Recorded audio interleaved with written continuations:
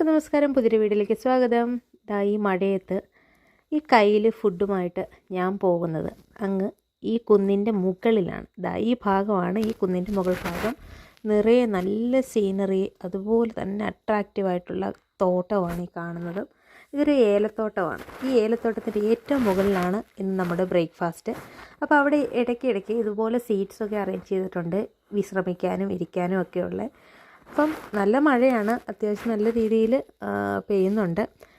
അപ്പം നമ്മളവിടെ ചെന്ന് ചേമ്പ് പുഴുങ്ങിയതും മീനച്ചാറും പുട്ടും മുട്ട റോസ്റ്റും അതുപോലെ തന്നെ ചായയൊക്കെയാണ് കഴിക്കുന്നത്.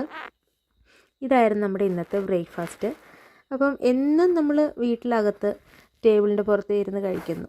അപ്പം ഒരു ദിവസം ഒരു ചേഞ്ചിന് വേണ്ടി പ്രകൃതിയുമായിട്ട് ഇണങ്ങി ഫുഡ് കഴിക്കാനായിട്ടാണ് ഇന്ന് നമ്മൾ എത്തിയിരിക്കുന്നത്.